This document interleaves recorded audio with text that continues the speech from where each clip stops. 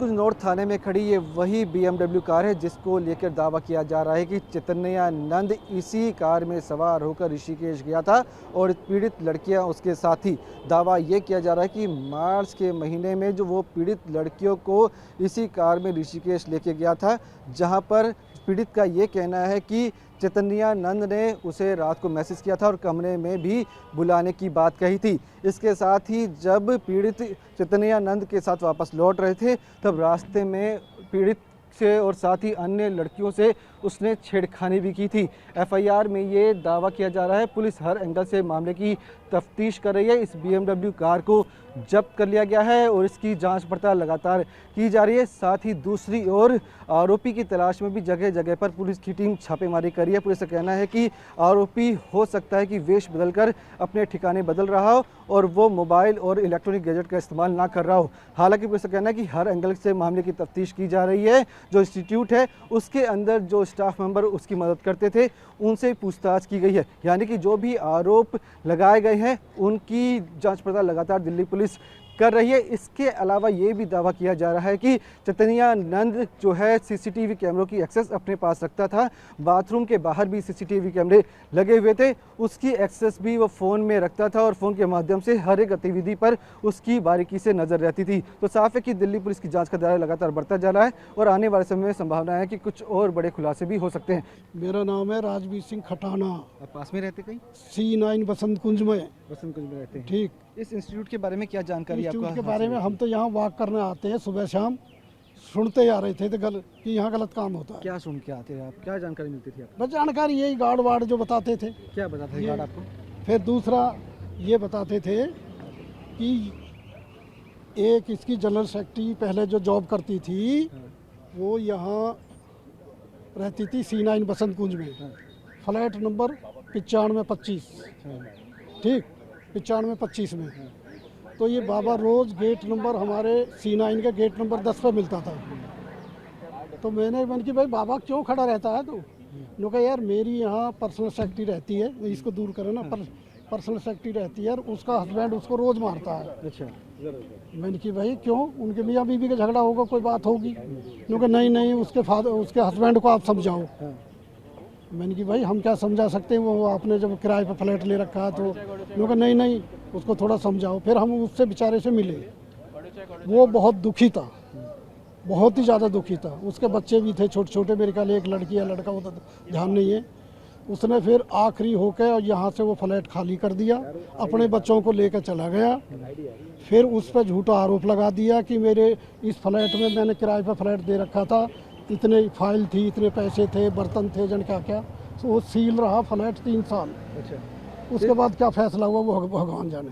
तो जो आरोप लग रहे हैं बाबा के ऊपर कि वो लड़कियों से छेड़खानी करता था, क्या सत्य है ये? आप भाई हम सुनते थे यहाँ खूब। अच्छा। आते जाते। कभी बाबा से मुलाकात हुई आपकी इनसे? नहीं, अब मुलाकात बताई तो है, वहाँ हुई थी गेट नंबर 10 पे। बाद में यहाँ पे कहीं ना यहाँ नहीं हुई। हाँ हमारी यहाँ नहीं हुई। यहाँ पे नहीं हुई? जी मेरा कोई इससे कोई ऐसे खास संबंध नहीं है। मैं तो एडमिशन के लिए आया था, पर मैंने एडमिशन लिया नहीं था। कौन से साल में? 2010 में। तो इसके बारे में सुना बहुत है, इंस्टीट्यूट के बारे में, कि यहाँ पे लड़कियों के साथ, जैसे अभी आप मीडिया के थ्रू पता चला कि छेड़खानी वगैरह। तो यहाँ पे जब हम निकलते भी थे, जैसे ये हमारा पास का एरिया है, तो यहाँ पे जो छात्राओं का फेस देखते थे वो खुश नहीं दिखी कभी। यहाँ पे पहले भी जो स्वामी जी के ऊपर छेड़खानी के आरोप लग चुके हैं और उनके ऊपर क्या ही मतलब पहले भी ये लग चुके हैं आरोप कि ये गलत काम करते हैं। तो लोग यहाँ पे बोलते नहीं थे उनके खिलाफ, क्योंकि उन्होंने मठ पे पूरा कब्जा कर, ये मठ है वैसे तो, ये सिंगेरी मठ से ये ज़मीन है उनकी। तो उस पर इन्होंने कब्जा करके खुद अपने आप को ये दिखा रहे थे कि ये मैं हूँ यहाँ का सारा करता धरता मालिक, ये बन के बैठे हुए थे। आप कभी अंदर गए हैं? जी मैं एक बार जाने की मौका मिला था, जब मैंने बताया आपको 2010 में। तो मैं वही देखा था, नीचे बेसमेंट है, वहाँ तहखाने टाइप में बना रखा था।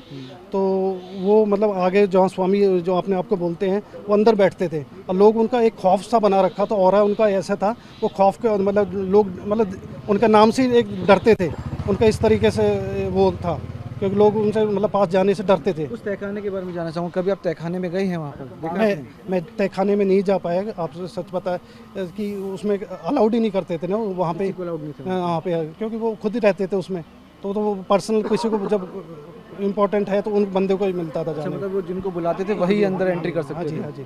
उसके अलावा आपने कुछ और जाना हो यहाँ पर कि जी, जिस तरह से लड़कियों ने गंभीर आरोप लगाए हैं कि छेड़खानी करते थे, शोषण करते थे, इसके बारे में क्या पता लगा? जी, शोषण तो ये बात सही है, शोषण तो किया है उन्होंने।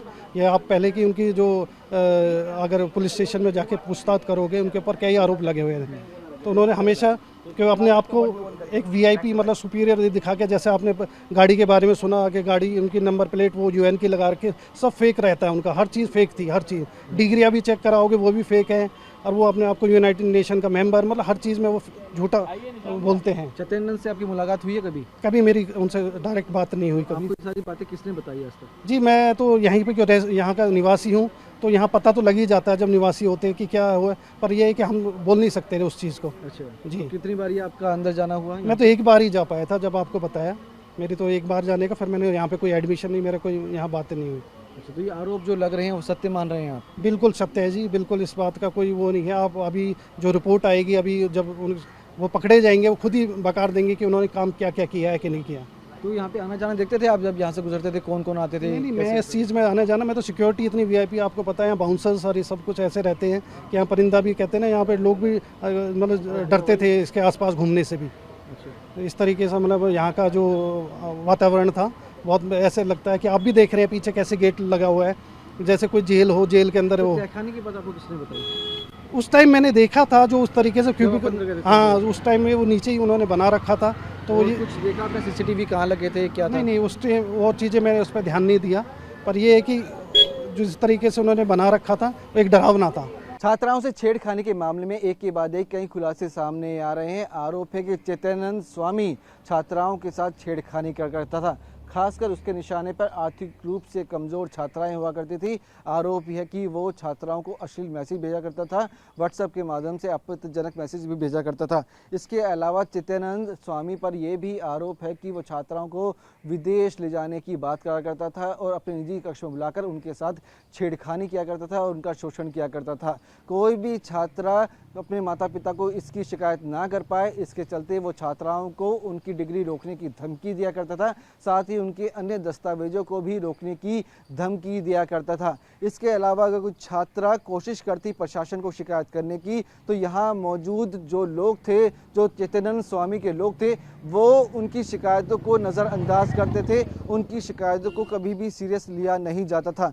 आरोप ये भी है कि चैतन्य स्वामी कुछ छात्राओं को ऋषिकेश ले गया था, जहाँ पर बाकायदा उनको परेशान किया गया, उनका शोषण किया गया। इसके अलावा आरोप ये भी है कि चैतन्यानंद स्वामी ने यहाँ पर जो कमरे हैं उस पर गुप्त कैमरे जो है वो लगाए गए थे और कैमरे सिक्योरिटी के आधार पर लगाए गए थे। तो काफ़ी गंभीर आरोप इस स्वामी पर लगते हुए नजर आ रहे हैं, जिसके चलते लगातार दिल्ली पुलिस की जांच का दायरा बढ़ता चला जा रहा है और इस मामले में 3 वार्डन की भी बात सामने आई है, जिनसे पुलिस की टीम ने पूछताछ की है। तो साफ है कि लगातार इस मामले में कई चौंका देने वाले खुलासे सामने आ रहे हैं। लगातार दिल्ली पुलिस की टीम चैतन्यानंद स्वामी की तलाश में जगह जगह पर छापेमारी कर रही है। 5 राज्यों में इसको लेकर छापेमारी की जा रही है। अब जल्द ही इसे गिरफ्तार करने की कोशिश में दिल्ली पुलिस लगी हुई है, जिसके बाद कई बड़े खुलासे भी हो सकते हैं। कैमरा राजेश के साथ विवेक शर्मा, TV9 भारतवर्ष दिल्ली।